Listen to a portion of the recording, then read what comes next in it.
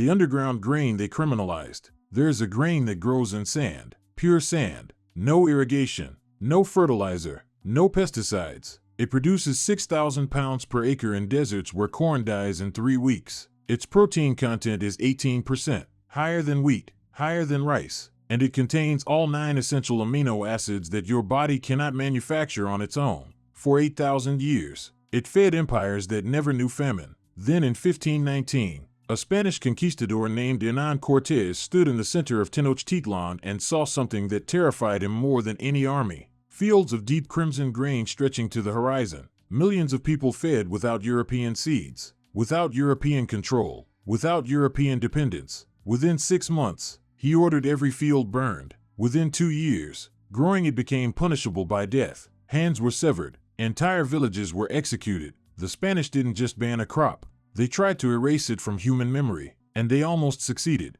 Today, 99.8% of Americans have never tasted it. Grocery stores don't stock it. The USDA barely acknowledges it exists. And when you finally learn its name, you'll understand why they made it illegal to grow it for 400 years. Because this grain doesn't just feed people, it makes them independent. And independence has always been the most dangerous crop of all.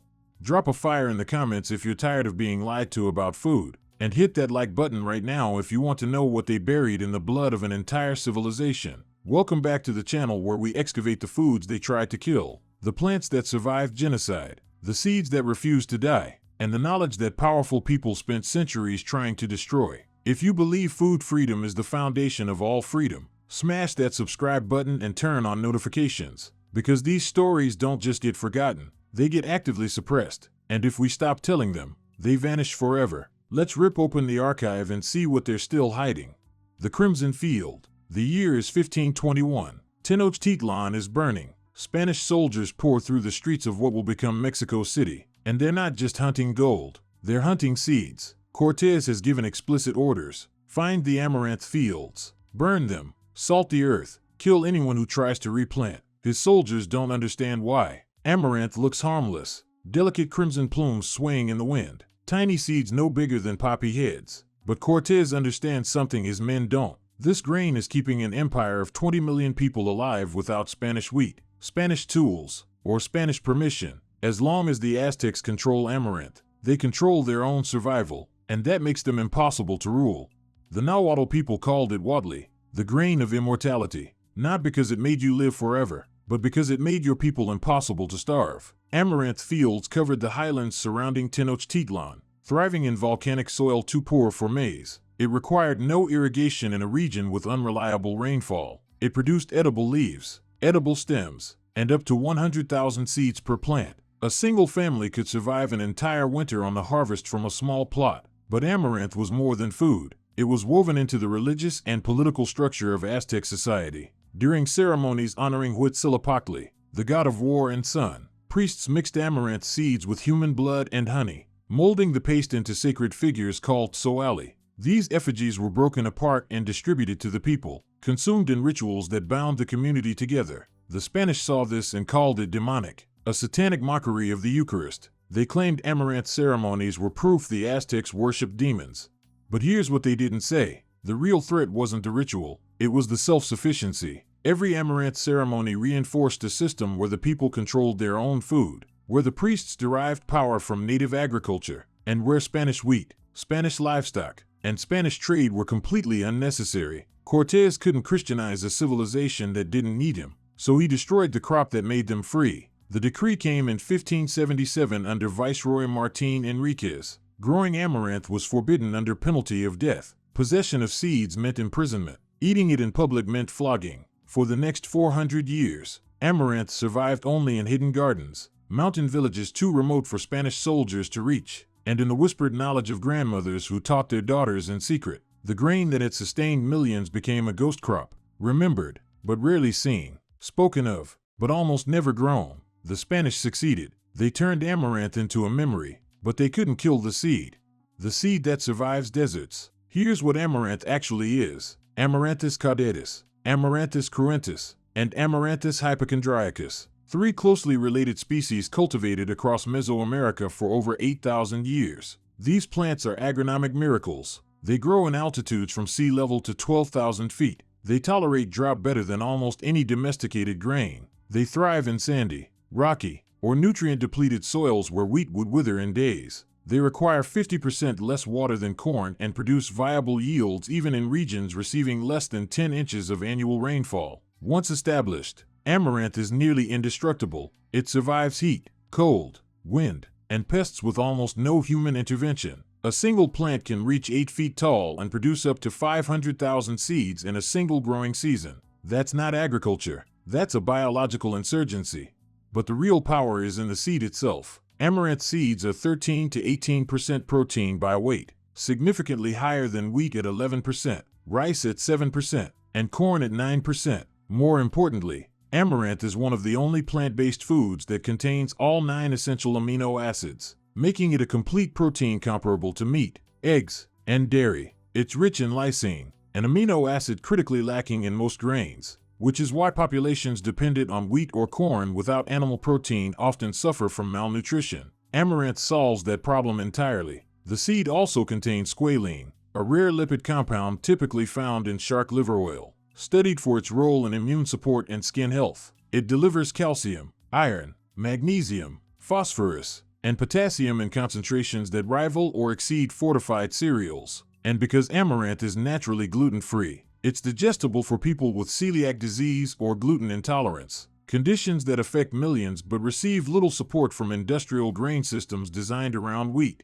From a farming perspective, amaranth is absurdly efficient. It uses C4 photosynthesis, the same biological pathway found in sugarcane and sorghum, which allows it to convert sunlight into energy far more effectively than C3 plants like wheat and rice. This makes amaranth exceptionally productive even under intense sun and heat stress. It's also allelopathic, meaning it naturally suppresses weeds through biochemical compounds released by its roots. Farmers don't need herbicides. The plant defends itself, and because it grows so densely and so quickly, it shades out competing vegetation, reducing the need for constant weeding or chemical intervention. In modern trials, amaranth has produced yields of 2 to 3 tons per acre in marginal soils with minimal inputs, sometimes outperforming conventional grains that receive heavy fertilization. This is an ancient folklore. This is documented, reproducible, agronomic fact. So why isn't it feeding the world? The nutritional weapon they buried. Let's compare amaranth to the grains that replaced it. White rice, 7% protein, nutritionally empty unless artificially fortified. Wheat flour, 11% protein, but deficient in lysine and often contaminated with glyphosate residues from pre-harvest desiccation. Corn, 9% protein, but so nutritionally incomplete that populations relying on it without supplementation develop pellagra, a disease caused by niacin deficiency. Now look at amaranth, 18% protein, complete amino acid profile, no need for fortification, no need for supplementation, no need for industrial enrichment. It comes out of the ground ready to sustain human life. In 1975, the National Academy of Sciences published a report titled Underexploited Tropical Plants with Promising Economic Value. Amaranth was listed as one of the most nutritionally superior crops ever analyzed. The report stated that amaranth could address malnutrition in developing nations, provide a sustainable protein source for growing populations, and thrive in climates where conventional grains were failing. It called for immediate research, funding, and reintroduction into global agriculture. The response from USDA and major agricultural institutions was near silence. No federal amaranth breeding programs were established. No large-scale field trials were funded. No infrastructure was built to process, distribute, or market it. Meanwhile, billions of dollars continued flowing into corn, wheat, and soy, 3 crops that require heavy chemical inputs, controlled seed systems, and corporate infrastructure. The crops that make farmers dependent. The crops that generate revenue for agribusinesses like Monsanto, Cargill, and Syngenta. Because here's the uncomfortable truth. Amaranth doesn't need them. You can't patent amaranth. It's an open-pollinated heirloom crop that farmers can save, replant, and share freely. There's no proprietary hybrid, no terminated gene, no licensing fee. A farmer in Guatemala can grow amaranth for generations without ever buying seed from a corporation. That's a nightmare for an industry built on seed monopolies. Amaranth also doesn't require synthetic nitrogen fertilizers, which make up a $60 billion global market. It doesn't need glyphosate, 2,4-D, or atrazine. herbicides worth billions annually. It doesn't demand fungicides, pesticides, or expensive irrigation systems. In other words, amaranth removes profit at every stage of industrial agriculture. It's a crop designed by nature to need nothing except sun, soil, and time. And in a system that profits from dependency, self-sufficiency is a threat.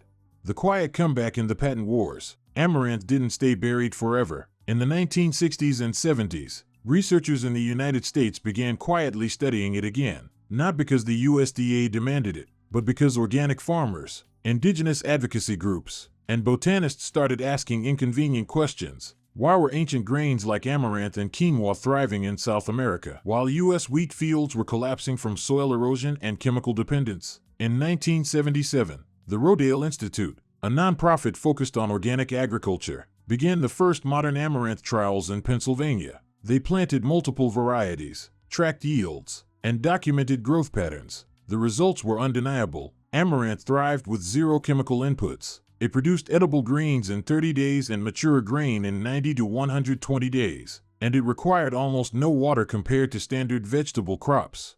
By the 1980s, small seed companies like Seeds of Change and Native Seeds/Search began offering amaranth varieties to home gardeners and small-scale farmers. These weren't hybrid corporate seeds. They were landrace varieties saved by indigenous communities in Mexico, Guatemala, and Peru, passed down through generations despite centuries of suppression. Slowly, quietly, amaranth began reappearing in farmers' markets, health food stores, and backyard gardens. But just as the plant started gaining momentum, something else happened. The patent wars began. In the 1990s and 2000s, biotechnology firms started filing patents on amaranth genes, not new varieties they had created, but naturally occurring genetic sequences found in wild and heirloom amaranth populations. They isolated genes associated with drought tolerance, high protein content, and pest resistance, then claimed intellectual property rights over them.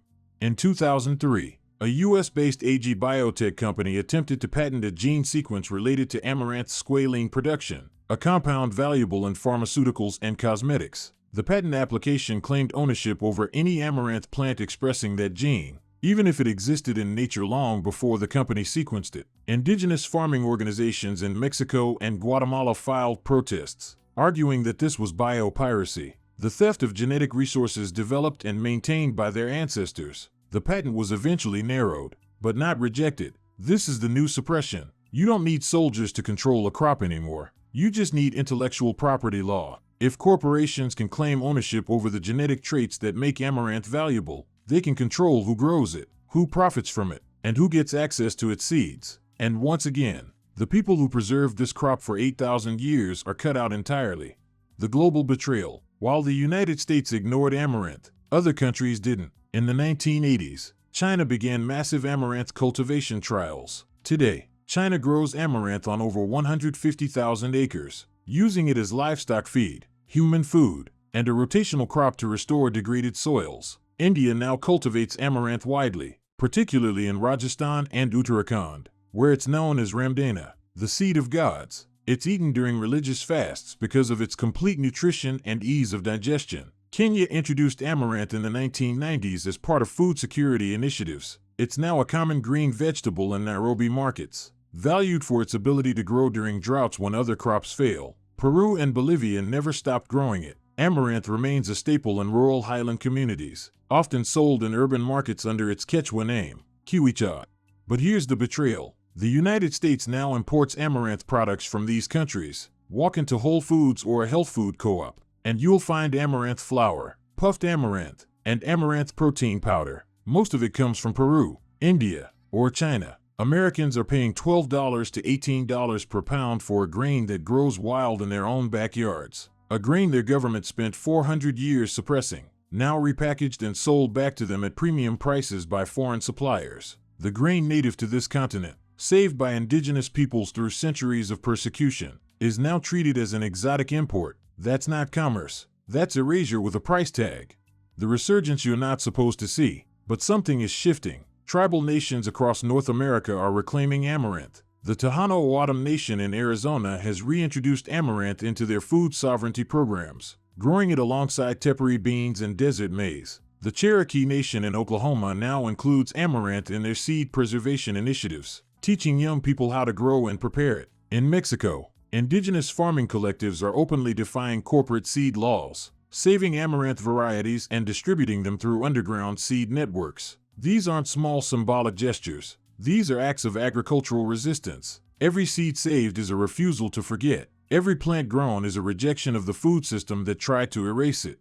Small organic farms in the United States are also planting amaranth again, not as a novelty crop, but as a strategic hedge against climate instability. As droughts intensify and water becomes scarce, farmers are realizing that amaranth can produce food where nothing else will. It's being intercropped with beans and squash in polyculture systems. It's being used as a cover crop to restore soil health after years of chemical agriculture. And it's being milled into flour, popped like popcorn, or cooked into porridge, slowly reintroducing people to flavors and textures their great-grandparents would have recognized. This isn't a trend, it's a reckoning. The grain they tried to kill is coming back, not because corporations decided to allow it, because people decided to grow it anyway.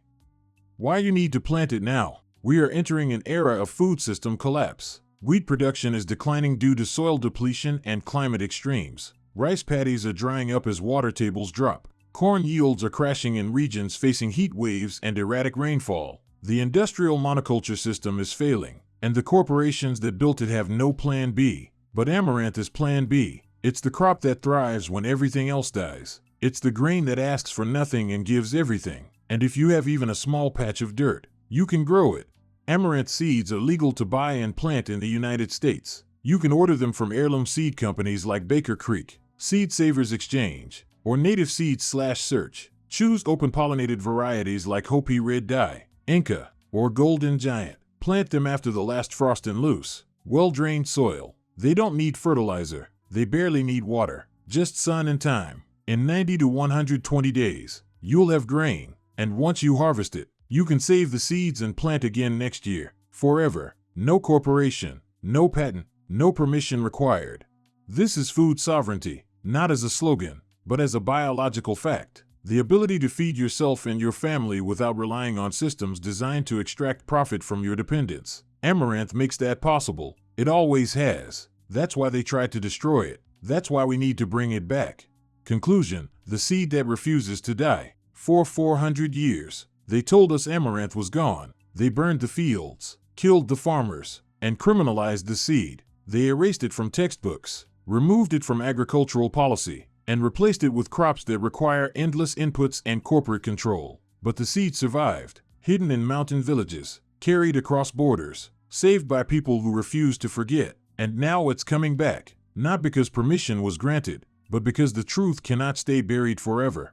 Amaranth is not just a grain. It's proof that the food system we live under is a choice, not a necessity. It's evidence that we were lied to about what's possible, about what's sustainable, and about who controls the future of food. And every time someone plants amaranth, they're making a different choice. A choice for independence, for resilience, for the knowledge that survival doesn't require submission. If this story changed how you see food, then share it, like it, subscribe for more buried truths. And if you have dirt, plant amaranth, let it grow, let it spread, and let it remind the world that some seeds refuse to die. Because the harvest we're growing isn't just food, it's freedom.